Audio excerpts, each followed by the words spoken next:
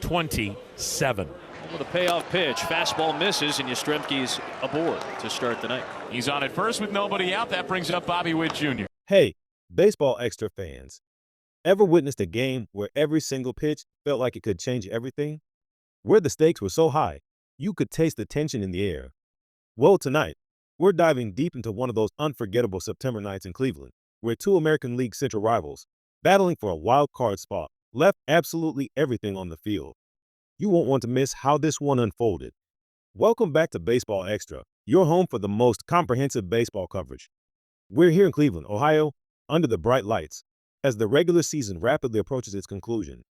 With only a couple of weeks left, every game is a playoff game, and tonight's matchup between the Kansas City Royals and the Cleveland Guardians was absolutely critical for both teams as they fiercely chase a wild card berth.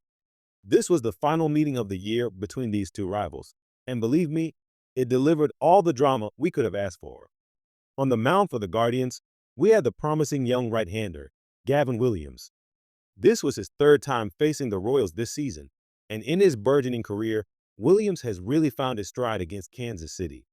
Coming into tonight, he boasted a 2-1 record with an impressive 2.27 ERA in 7 career starts against them.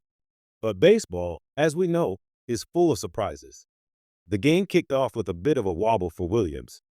A payoff fastball missed its mark, and just like that, the Royals had a leadoff runner on first with nobody out. This brought up Bobby Witt Jr., a key player for the Royals. Witt lifted a ball to right field, and while it looked like it could be trouble, the Guardians' defense managed to retire him. That was a huge out for Williams, settling him down and preventing an early rally. Next up for Kansas City was Vinny Pasquantino, the designated hitter tonight.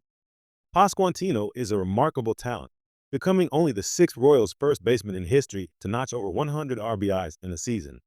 With a runner still on, Pasquantino stepped to the plate and absolutely crushed one. He cranked it towards the gap in right center field, and it sailed deep, deep, and it's gone. That's Vinny Pasquantino's 30th home run of the year. What a moment for Royals baseball. The Royals strike early with a 2-0 lead here in the first inning. Pasquantino joins some elite company, becoming the first left-handed hitter in a Royals uniform to hit 30 home runs in 39 years. A powerful statement from Kansas City at Progressive Field. Now, let's talk about the Royals starting pitcher, right-hander Stephen Kunn. This was Kunn's third start as a member of the Royals, and his first 2 were both quality starts. Could he replicate that success tonight and keep the Guardians' bats quiet? He certainly started strong. Stephen Kunn led off for the Guardians, and he's notoriously tough to strike out. But Kunn got him to go down looking on a fastball, a great start. Then came George Valera, another left-handed hitter, and Kunn delivered back-to-back strikeouts on fastballs, quickly dispatching the first 2 Guardians batters. He followed that up by getting Jose Ramirez to chop one to the first baseline, where Salvador Perez, playing first base tonight, made a slick backhand play and tossed it to Kunn covering for the out. Just like that, Kunn retired the Guardians in order. 4 up, 4 down to start the night for Stephen Kunn. He continued his dominant performance into the second, getting Nolan Jones to look at a called strike 3 on another perfectly placed fastball. Kunn's fastball was absolutely freezing these Cleveland hitters. Jones couldn't believe it, but it was a perfect pitch. Then, a hard hit ball to right off the bat of Josh Naylor, but Edward Olivares got a great read on it. 6 up, 6 down for Kunn. This guy was absolutely dealing. By the third inning, Kunn had retired 7 straight batters. Truly a masterclass in the making for number 32 in powder blue.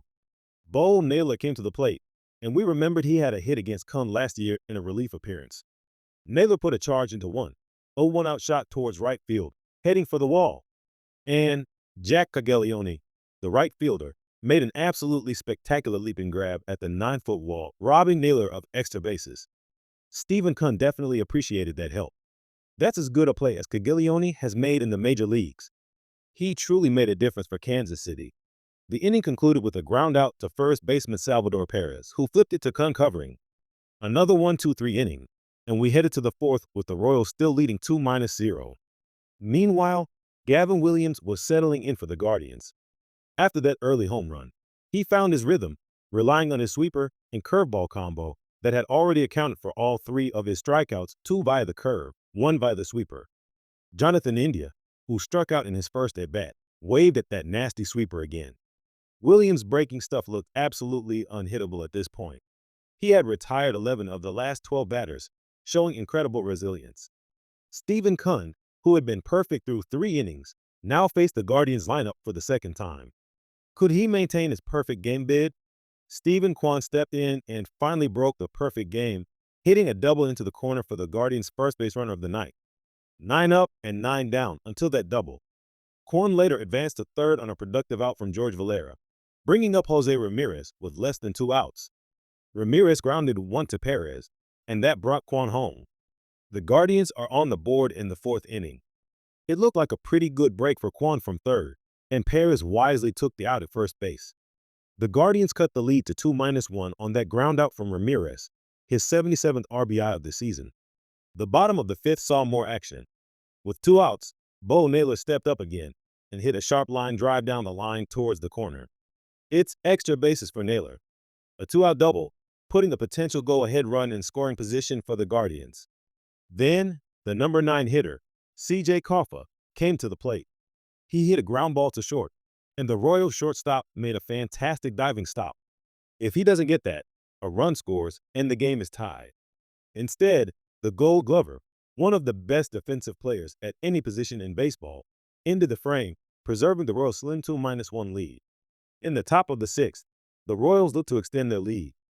Jack Caglione was the batter runner at first with 2 down.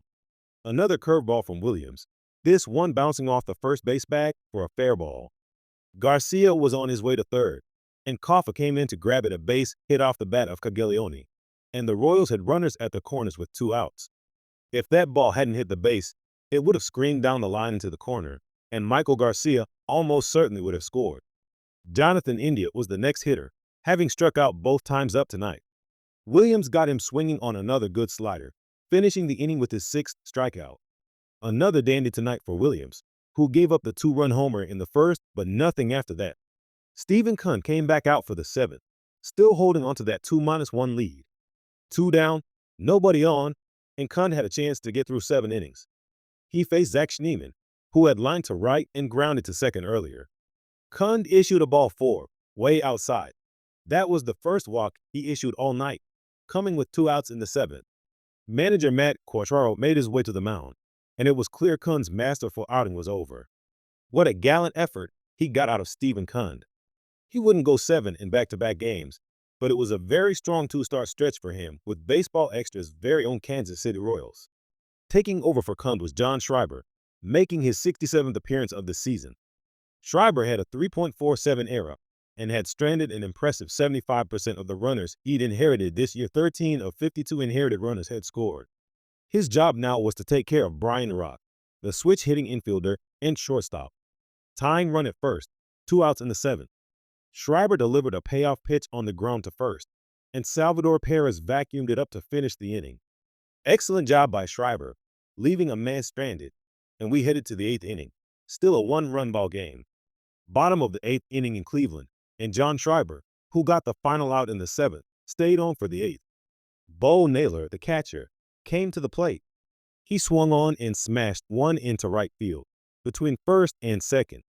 Naylor, who consistently hits better against the Royals than any other team, was 2 for 3 tonight, and he put the potential tying run at first base. Then came C.J. Koffa, a 3rd-round pick just 2 years ago. The outfield wasn't playing very deep. The next pitch. Koffa with a high drive, deep center field. On the run is. How about that? C.J. Koffa with a 2-run home run to center. In the big leagues for just a month, and this was perhaps his biggest swing so far. It's 3-2 Cleveland. You simply cannot throw a ball down and into Koffa as a left-handed hitter. That is his swing zone, and he knew it right away. The crowd here at Progressive Field absolutely erupted, and the Guardians had a lead. What a dramatic turn of events. A true wild card race moment. Now we were going to see Cade Smith for the Guardians. Smith had 12 saves in 17 opportunities, 6 wins, 5 losses, 19 hold, and a 3.20 ERA. His fastball was up and in, and Jonathan India hit the deck. He was hit by that pitch, and so he headed down to first. This was the second time this season India had been hit by a pitch up and in against Cleveland. And just like that, The tying run was aboard. India was then replaced by the speedster Tyler Tolbert as the pinch runner and tying run with nobody out in the ninth. Kate Smith faced Kyle Isbell, who bunted foul. It was a strikeout. Isbell led Major League Baseball with 13 sacrifice bunts, a skill and art that is sadly dying in today's game. Isbell can do it, but with 2 strikes, he risked it and fouled off the heater, resulting in a strikeout, 1 away. Another swing and miss at strike 3 on a fastball, 2 down. The Royals were down to their last out, 2 down in the ninth, trailing 3-2. The top of the order came up, and Mike Yastrzemski stepped to the plate. Pitch, head high in the air, medium deep to right. Jones was under it. And that's the ball game. The Guardians take 3 of 4 against the Royals. In a battle between 2 teams vying for a wild card chase, this was a crucial Guardians win. And CJ, Kafka's biggest swing of his young life put the Guardians in front. What an absolutely incredible baseball game. That's all for this edition of Baseball Extra. If you enjoyed this in-depth breakdown of a truly memorable game, please make sure to like this video and subscribe to our channel for more exclusive baseball content.